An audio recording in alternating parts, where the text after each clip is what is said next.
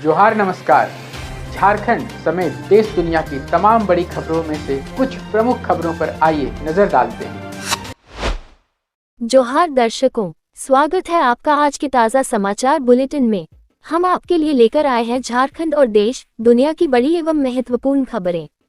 तो चलिए बिना देर किए शुरू करते हैं। सबसे पहले बात झारखंड की। केंद्र सरकार के निर्देश पर झारखंड सरकार ने राइट फूड टारगेटिंग योजना के तहत 6.29 लाख से अधिक अपात्र राशन कार्ड धारकों को रद्द करने की कार्रवाई शुरू कर दी है। खाद्य आपूर्ति विभाग के सचिव ने सभी जिलों के उपायुक्तों को 25 अगस्त तक इन कार्डों को रद्द करने का निर्देश दिया है, ताकि 31 अगस्त के बाद राज्य का अनाज कोटा रुकने की स्थिति न बने। जांच रिपोर्ट में खुलासा हुआ है कि इस सूची में 1272 सरकारी कर्मचारी, 1.84 लाख से अधिक आयकरदाता, 21,000 से ज्यादा 4 पहिया वाहन मालिक और कई कारोबारी शामिल हैं। इसके अलावा 1.10 लाख से अधिक डुप्लीकेट कार्ड धारकों और पिछले 6 महीनों से राशन न उठाने वाले 1.77 लाख लोगों के नाम भी निरस्त किए जाने वाली सूची में दर्ज हैं। मुख्यमंत्री हेमंत सोरेन ने राजभवन में राज्यपाल संतोष कुमार गंगवार से मुलाकात कर जेपीएससी और जेएसएससी की नियुक्ति प्रक्रियाओं में कथित अनियमितताओं व जारी छात्र आंदोलन के बारे में जानकारी दी। राज्यपाल ने छात्रहित को सर्वोपरि बताते हुए परीक्षाओं में पारदर्शिता और निष्पक्षता बनाए रखने तथा आयोगों की विश्वसनीयता पर प्रश्न चिन्ह न लगने देने की आवश्यकता पर जोर दिया। मुख्यमंत्री ने राज्यपाल को आश्वस्त किया कि राज्य सरकार युवाओं को न्याय दिलाने के लिए प्रतिबद्ध है और इस दिशा में आवश्यक कार्रवाई सुनिश्चित की जाएगी। झारखंड विधानसभा के मानसून सत्र से पूर्व आयोजित सर्वदलीय बैठक में उठे छात्र आंदोलन के मुद्दे पर मुख्यमंत्री हेमंत सोरेन ने कहा कि जांच एजेंसियां कार्रवाई कर रही हैं और कई गिरफ्तारियां भी हुई हैं। उन्होंने कहा कि सरकार के दरवाजे सभी के लिए खुले हैं और आंदोलनरत छात्र सीधे सरकार से बातचीत कर सकते हैं। मुख्यमंत्री ने स्पष्ट किया कि सरकार इस मामले को गंभीरता से ले रही है और जरूरत पड़ने पर गृह मंत्री से भी इस विषय पर विचार विमर्श किया जाएगा। झारखंड सरकार ने जेपीएससी जेएसएससी परीक्षा विवाद को लेकर आंदोलन कर रहे छात्रों से वार्ता के लिए एसडीओ कुमार रजत के माध्यम से 5 सदस्यीय प्रतिनिधिमंडल भेजने का प्रस्ताव दिया है। छात्रों ने बंद कमरे के बजाय पूरी पारदर्शिता के लिए मीडिया की मौजूदगी में खुली वार्ता की शर्त रखते हुए शाम तक अंतिम निर्णय लेने की बात कही है। मुख्यमंत्री हेमंत सोरेन ने संवाद का समर्थन करते हुए कहा कि सरकार के दरवाजे सभी के लिए खुले हैं और वार्ता के जरिए ही समस्या का समाधान निकाला जाएगा। इससे पूर्व में झारखंड सरकार ने जेपीएससी जेएसएससी परीक्षा विवाद और छात्र आंदोलन के शांतिपूर्ण समाधान के लिए 4 मंत्रियों दीपिका पांडे सिंह, सुदिव्य कुमार सोनू, संजय यादव और चमरालिंदा की एक विशेष कमेटी गठित की है। प्रशासनिक व नीतिगत पहलुओं पर प्रभावी चर्चा सुनिश्चित करने के लिए अपर मुख्य सचिव अजय सिंह को भी इस वार्ता कमेटी में शामिल किया गया है। मंत्री दीपिका पांडे सिंह ने स्पष्ट किया कि सरकार बातचीत के लिए पूरी तरह तैयार है और अब छात्रों की वार्ता के लिए आगे आने के फैसले का इंतजार किया जा रहा है। पिछले कई दिनों से परीक्षाओं में कथित अनियमितताओं को लेकर चल रहे इस आंदोलन में सरकार की इस पहल से गतिरोध समाप्त होने की उम्मीदें बढ़ गई हैं। नेता प्रतिपक्ष बाबूलाल मरांडी के नेतृत्व में भाजपा और आजसू के प्रतिनिधिमंडल ने जयपाल सिंह मुंडा स्टेडियम पहुंचकर आंदोलनरत छात्रों को सड़क से सदन तक समर्थन देने का आश्वासन दिया। मरांडी ने जेपीएससी और जेएसएससी की परीक्षाओं में धांधली का आरोप लगाते हुए पूरे मामले की सीबीआई जांच कराने तथा संबंधित अधिकारियों की बर्खास्तगी और एफआईआर दर्ज करने की मांग की। उन्होंने सरकार पर नौकरियां बेचने और कट ऑफ छिपाकर अनियमितता बरतने का तीखा हमला बोलते हुए कहा कि पैसे देकर आए लोग प्रशासनिक तंत्र को खोखला कर देंगे। राज्य सरकार की संवेदनहीनता पर सवाल उठाते हुए उन्होंने घोषणा की कि विपक्षी दल इस परीक्षा विवाद और छात्रों की मांगों के मुद्दे को विधानसभा के आगामी मानसून सत्र में प्रमुखता से उठाएंगे। जेएलकेएम प्रमुख जयराम महतो ने आंदोलन युवाओं के भविष्य का मुद्दा है और छात्रों की मांगें पूरी न होने की स्थिति में वे स्वयं भी अनशन पर बैठेंगे। उन्होंने मुख्यमंत्री हेमंत सोरेन पर टालमटोल का आरोप लगाते हुए आंदोलन को राजनीति से दूर रखने की अपील की तथा देवेंद्र नाथ महतो का बचाव करते हुए कहा कि वे एक छात्र नेता के रूप में संघर्ष कर रहे हैं। जेएलकेएम को मूल रूप से छात्रों और युवाओं का संगठन बताते हुए उन्होंने दोहराया कि सर्वदलीय बैठक में भी उन्होंने इस मुद्दे को प्रमुखता से उठाया था और सरकार को जल्द ठोस निर्णय लेना चाहिए। रांची स्थित भाकपा कार्यालय में राजद नेता इरफान अहमद अंसारी की अध्यक्षता में इंडिया गठबंधन और विभिन्न छात्र संगठनों की सर्वदलीय बैठक आयोजित की गई। बैठक में परीक्षाओं में धांधली की निष्पक्ष जांच के लिए एसआईटी गठन करने, भविष्य की परीक्षाएं विश्वसनीय घरेलू एजेंसियों से कराने तथा समय पर छात्रवृत्ति भुगतान की मांग की गई। गठबंधन के नेताओं ने सरकार से छात्रों के साथ सकारात्मक संवाद कर आंदोलन का शीघ्र और शांतिपूर्ण समाधान निकालने की अपील की। सर्वसम्मति से निर्णय लिया गया कि 6 अगस्त की सुबह इंडिया गठबंधन और छात्र संगठनों का एक संयुक्त प्रतिनिधिमंडल श्रम एवं उद्योग मंत्री से मिलकर अपनी मांगों का ज्ञापन सौंपेगा। धनबाद के तोपचाची स्थित गुनघसा माध्यमिक विद्यालय के 264 छात्र छात्राएं वर्षों से केवल एक शिक्षक के भरोसे पढ़ाए होने की समस्या को लेकर उपायुक्त कार्यालय की सीढ़ियों पर धरने पर बैठ गए। छात्रों का कहना है कि एक शिक्षक होने के कारण नियमित पढ़ाई असंभव है और उन्हें अधिकांश कक्षाएं स्वयं ही पढ़नी पड़ती हैं, जबकि प्रबंधन भी लंबे समय से नए शिक्षकों की मांग कर रहा है। स्कूल के एकमात्र शिक्षक मानस ने प्रशासनिक कार्यों के साथ सभी कक्षाओं को पढ़ाने में असमर्थता जताई। वहीं बच्चों को समाहरणालय लाने के मामले में जिला शिक्षा अधीक्षक ने स्कूल से जवाब तलब किया है। जिला शिक्षा अधीक्षक शालिनी डूंगडूंग ने बच्चों को आश्वासन दिया है कि 15 अगस्त से पहले स्कूल में डेपुटेशन या नियमित नियुक्ति के माध्यम से 2 शिक्षकों की पोस्टिंग कर दी जाएगी। इंडियन ऑयल कॉरपोरेशन ने रांची के कोकर स्थित अदिति इंडियन एजेंसी से अपने व्यावसायिक ग्राहकों के लिए इंडियन एक्स्ट्रा लाइट नाउ सेवा की शुरुआत की है, जिसके तहत 10 किलो के कॉम्पोजिट सिलेंडर की 3 से 4 घंटे के भीतर एक्सप्रेस डिलीवरी की जाएगी। इस नई सेवा के तहत नया कनेक्शन लेने के लिए 4749.5 रुपये देने होंगे, जो कि साधारण घरेलू गैस के नए कनेक्शन से 535.5 रुपये अधिक है। इस पारदर्शी और उच्च सुरक्षा वाले सिलेंडर के लिए बिना किसी आईडी प्रूफ या EKYC के केवल एड्रेस प्रूफ के आधार पर नया कनेक्शन व सिलेंडर प्राप्त किया जा सकता है। JPSC और JSSC भर्ती परीक्षाओं में कथित गड़बड़ियों के खिलाफ रांची में भूख हड़ताल पर बैठे छात्र नेता देवेंद्र नाथ महतो से सामाजिक कार्यकर्ता सोनम वांगचुक ने फोन पर बात कर उनके बिगड़ते स्वास्थ्य पर चिंता जताई। 25 जुलाई से सत्याग्रह और 2 अगस्त से निर्जला अनशन कर रहे देवेंद्र नाथ ने राज्य में लगातार हो रहे पेपर लीक और युवाओं के भविष्य का दर्द साझा किया। सोनम वांगचुक ने इस लड़ाई को लंबा बताते हुए देवेंद्र से पानी पीने की अपील की और ढांढस बंधाया कि सरकार जल्द ही छात्रों के हित में उचित फैसला लेगी। देवेंद्र नाथ महतो ने अपनी व्यथा और आंदोलन का पूरा हाल साझा किया। उन्होंने बताया कि वे सभी लोग 25 जुलाई से सत्याग्रह कर रहे हैं और 2 अगस्त से अनिश्चितकालीन भूख हड़ताल पर बैठा है। लगातार अनशन की वजह से वह थक गए हैं और शरीर की स्थिति नाजुक हो चुकी है। इस दौरान रामगढ़ से आए अभ्यर्थी ब्रह्मानंद कुमार अनिश्चितकालीन भूख हड़ताल पर डटे रहे। तेज बारिश के बीच जयपाल सिंह मुंडा की प्रतिमा के नीचे बिना छाते और टेंट के बैठे ब्रह्मानंद को साथियों ने कई बार टेंट में चलने का आग्रह किया, लेकिन वे नहीं माने। कहा कि वह JSSC CGL, JPSC, FRO, ACF जैसी कई परीक्षाएं दे चुका है। हर जगह धांधली हो रही है, जिसे अब बर्दाश्त नहीं किया जाएगा। पूर्व भारतीय महिला हॉकी कप्तान असुंता लकड़ा ने हॉकी इंडिया के कारण बताओ नोटिस का 9 पन्नों में जवाब देते हुए अपने ऊपर लगे आरोपों को झूठा और छवि खराब करने की साजिश बताया है। उन्होंने आचरण समिति पर नियमों का पालन न करने और अधूरा कोरम होने का आरोप लगाते हुए शिकायत से जुड़े सभी स्पष्ट दस्तावेज मांगे हैं तथा जवाब देने के लिए 4 सप्ताह का समय मांगा है। अलबेला रानी टोप्पो द्वारा दर्ज शिकायत से शुरू हुए इस विवाद पर लकड़ा ने चेतावनी दी है कि गलत आरोप लगाने वालों के खिलाफ वे कानूनी कार्रवाई करेगी।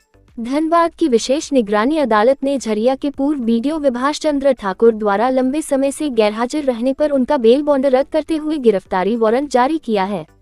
आरोपी BDO पर झरिया में पदस्थापना के दौरान सरकारी राशि के कथित गबन और धोखाधड़ी का आरोप है, जिसमें जांच के बाद निगरानी विभाग ने चार्जशीट दाखिल की थी। अदालत ने मामले में उनका कोई प्रतिनिधित्व आवेदन दाखिल न होने पर कड़ा रुख अपनाया और अगली सुनवाई के लिए 24 सितंबर 2026 की तिथि तय की है। झारखंड प्रदेश पंचायत सहायक संघ ने प्रदेश अध्यक्ष चंद्रदीप कुमार के नेतृत्व में अपनी 8 सूत्री मांगों को लेकर मुख्यमंत्री के नाम ज्ञापन सौंपा है। ज्ञापन में पंचायत सहायकों द्वारा जन कल्याणकारी योजनाओं में दी जा रही सेवाओं का उल्लेख करते हुए वर्तमान में मिलने वाली 2500 रुपये की प्रोत्साहन राशि को महंगाई के दौर में अपर्याप्त बताया गया है।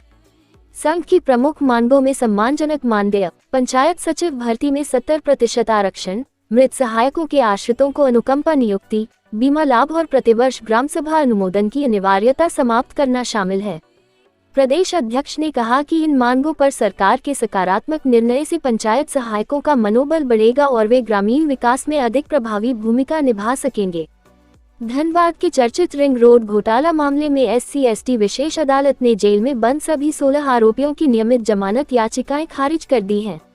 इससे पहले झारखंड हाईकोर्ट के आदेश पर मुकदमे को क्षेत्राधिकार के तहत ACB कोर्ट से SC/ST विशेष अदालत में स्थानांतरित कर नए सिरे से सुनवाई की गई थी।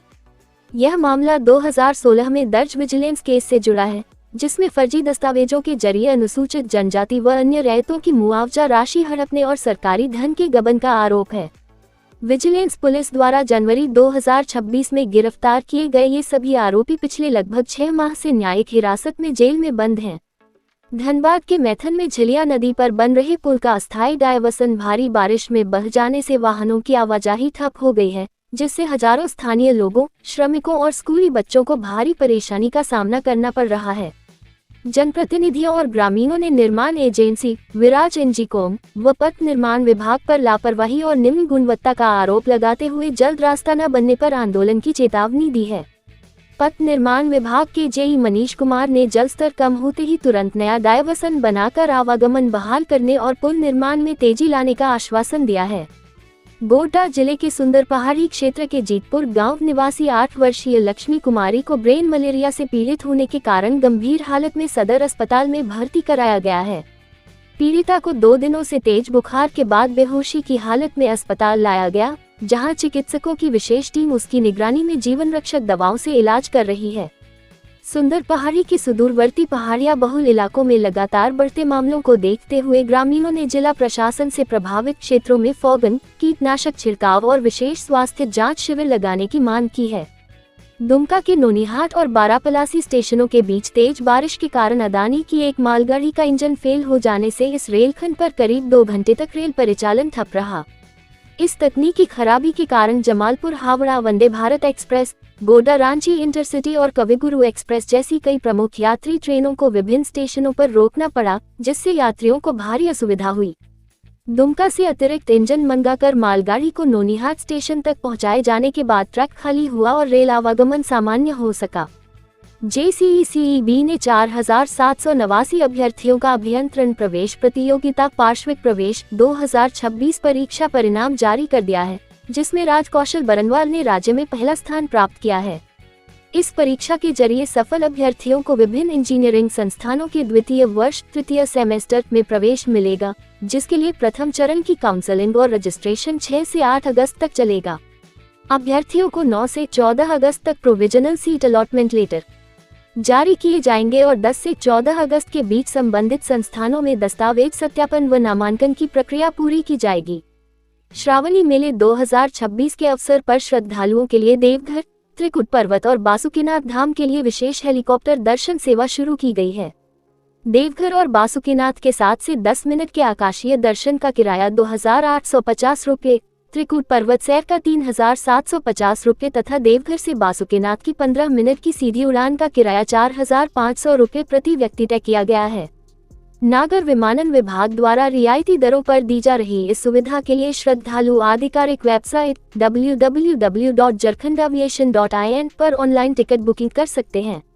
अब देखिए राष्ट्रीय एवं अंतर्राष्ट्रीय सुर्खियां। अमेरिका द्वारा 24 जुलाई को नए टैरिफ और व्यापारिक प्रतिबंध लगाए जाने के जवाब में चीन ने एप्लाइड DNA साइंसेज और स्ट्राटम रिजर्वॉयर सहित 6 अमेरिकी कंपनियों को अपनी सैंक्शन लिस्ट में डाल दिया है।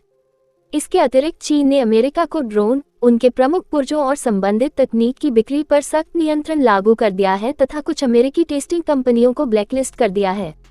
चीनी वाणिज्य मंत्रालय का आरोप है कि इन कंपनियों ने शिनजियांग में उइगर मुस्लिमों पर मानवाधिकार उल्लंघन से जुड़े अमेरिकी प्रतिबंधों का समर्थन किया था, जिससे चीन के हितों को नुकसान पहुंचा। चीनी व्यापार अधिकारी हे लिफेंग द्वारा अमेरिकी प्रतिनिधि जैमी ग्रीर से फोन पर दर्ज कराई गई गंभीर चिंता के बाद चीनी राष्ट्रपति शी जिनपिंग की प्रस्तावित अमेरिका यात्रा से पहले दोनों देशों के बीच व्यापारिक तनाव फिर बढ़ गया है। अमेरिकी राष्ट्रपति डोनाल्ड ट्रंप ने दावा किया है कि ईरान के साथ बातचीत में काफी प्रगति हुई है और अगले 48 घंटों में दोनों देशों के बीच समझौते की स्थिति स्पष्ट हो जाएगी। ट्रंप ने संकेत दिया कि यदि अमेरिका, ईरान और ओमान के बीच अंतरिम समझौता हो जाता है तो वैश्विक तेल आपूर्ति के प्रमुख समुद्री मार्ग होर्मुज स्ट्रेट को जल्द खोला जा सकता है।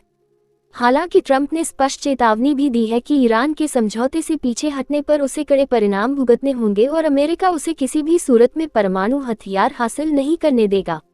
इजरायल के प्रधानमंत्री बेंजामिन नेतन्याहू ने स्पष्ट किया है कि जब तक हमास पूरी तरह हथियार नहीं डाल देता, तब तक इजरायली सेना गाजा में अपनी मौजूदा स्थिति से पीछे नहीं हटेगी।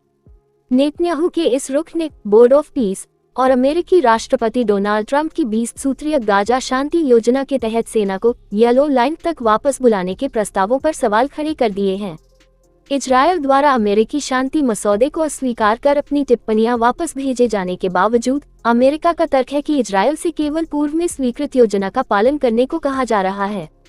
नई दिल्ली में आयोजित एक वर्चुअल प्रेस कॉन्फ्रेंस के दौरान बांग्लादेश की पूर्व प्रधानमंत्री शेख हसीना ने अंतर्राष्ट्रीय समुदाय से देश में लोकतंत्र और कानून के शासन की बहाली में समर्थन की अपील की।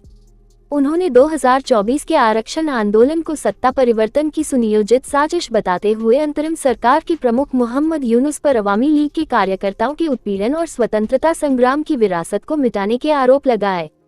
उनके बेटे साजिद वाजेद ने हिंसा में हुई मौतों के आंकड़ों पर सवाल उठाए, जबकि भारत सरकार के विदेश मंत्रालय ने इस निजी मीडिया कार्यक्रम से पूरी तरह दूरी बनाए रखी। अगस्त 2024 में पद से त्यागपत्र देकर भारत में शरण लेने वाली शेख हसीना ने कहा कि देश छोड़ने पर मजबूर किए जाने के बावजूद अपने देशवासियों से उनका रिश्ता कभी नहीं टूटा है। वर्चुअल प्रेस कॉन्फ्रेंस में बोली शेख हसीना, ये वो बांग्लादेश नहीं जिसके लिए 30 लाख लोगों ने दी शहादत।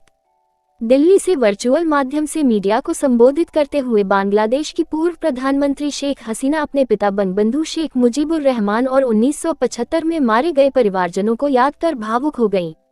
उन्होंने कहा कि देश छोड़ने पर मजबूर किए जाने के बावजूद वह अपने लोगों से अलग नहीं हुई और 2024 के छात्र आंदोलन को हिंसक राजनीतिक हथियार बनाकर सत्ता परिवर्तन की साजिश बताया।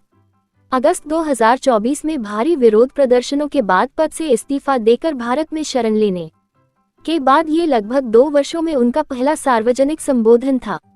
शेख हसीना के बेटे सजीद वाजेद ने दिल्ली में बयान देते हुए कहा कि बांग्लादेश भारत के पूर्वी मोर्चे पर दूसरा पाकिस्तान बन चुका है, जहां पाकिस्तानी खुफिया एजेंसी ISI को पूरी छूट मिली हुई है। उन्होंने UN की रिपोर्ट में मौतों के आंकड़ों पर सवाल उठाते हुए पूर्व अंतरिम सरकार पर उपद्रवियों को कानूनी सुरक्षा कवच देने और अवामी लीग के हजारों नेताओं को बिना ट्रायल जेल में रखने के गंभीर आरोप लगाए।